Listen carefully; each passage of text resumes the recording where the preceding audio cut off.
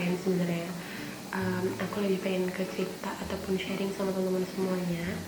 Kalau yang kemarin aku sebenarnya lebih ke jurusan aku ataupun apa yang aku alami waktu aku tugas akhir kemarin.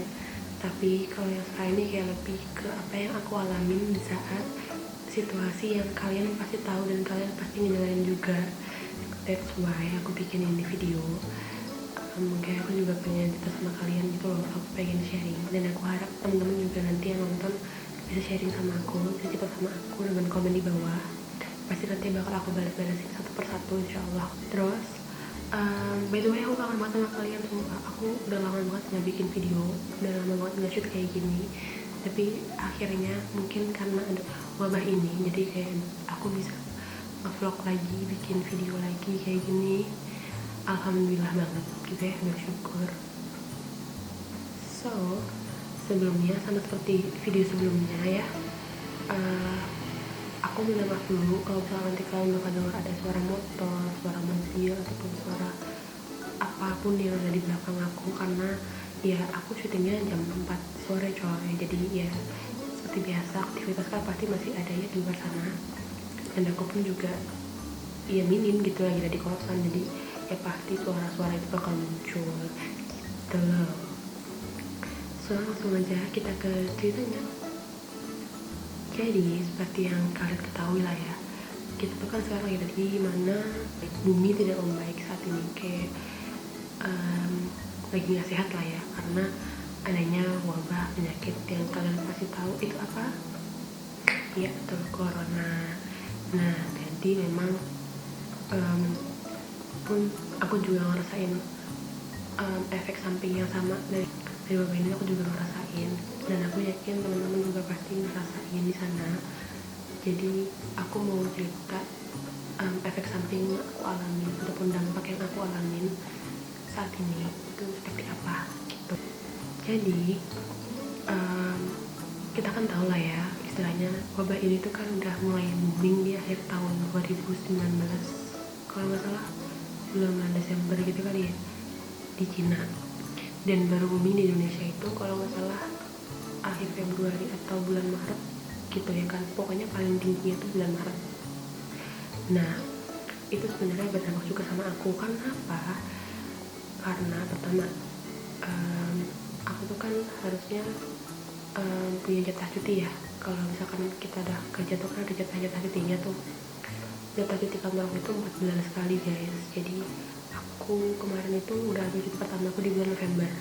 Cuti kedua aku itu harusnya kalau misalkan aku hitung dari bulan November, itu bulan kedua di bulan Maret, which is itu bulan kemarin. Ya enggak sih, harusnya kan aku cuti itu bulan kemarin aku pulang, tapi memang karena kondisinya seperti ini lagi tidak memungkinkan untuk aku pulang, so aku tahan, aku nggak pulang.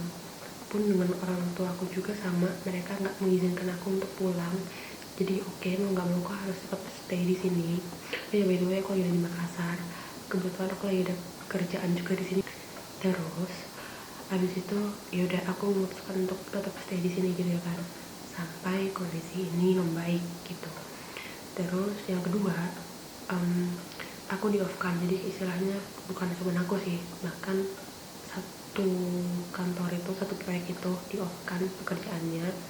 Jadi selama 14 hari itu nggak ada kegiatan, walaupun mungkin masih beberapa yang masuk kerja. Dan ya kalian tau lah, kalau misalkan dari kerja itu di off kan berarti kan work from home, ya enggak? Oke, di sini kita bisa bilang work from home, cuman masalahnya pekerjaan aku itu sendiri itu bisa dikerjakan kalau kegiatan atau aktivitas kantor aku itu jalan gitu loh. Paling pun kerja itu juga cuman untuk mengumpulkan laporan aja di akhir pekan, tapi setelahnya ya udah kayak aku libur aja gitu, nggak ngapa-ngapain. Dan aku udah berusaha untuk ngisi waktu luangku dengan cara ya aku YouTube, aku workout, aku mulai gambar lagi untuk melatih tanganku lagi ya kan, udah lama gak gambar. Terus aku main Instagram, aku main make up, pokoknya kayak gitu-gitu ya untuk mengisi waktu luangku. Cuman somehow kayak aku mikir kayak aku mau ngapain lagi, aku bingung gitu kan, karena ya gimana ya, gue nggak pernahnya gitu guys. Misalnya selama aku kuliah pun ya emang aku orangnya mageran banget sih memang, tapi satu sisi tuh ada waktu dimana aku juga butuh refreshing gitu loh. Tapi karena kondisi ini jadi menahan aku untuk tidak melakukan aktivitas apa-apa, jadi hanya bisa di kosan aja gitu loh.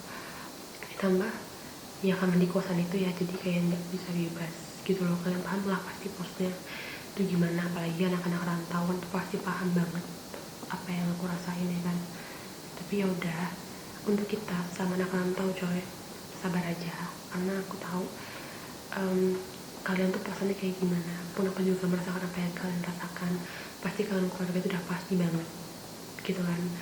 Cuman ya sekali lagi, kalau misalkan kita sayang sama keluarga ya ya udah gitu, kita tahan aja keinginan kita, rasa kita untuk ingin pulang itu kita tahan aja. Karena kalau misalkan kalian pulang ada kemungkinan pasti bakal ketemu sama orang, dan kita nggak tahu orang itu sehat atau enggak, kita nggak tahu orang itu terjangkit virus itu atau enggak, kita kan nggak tahu.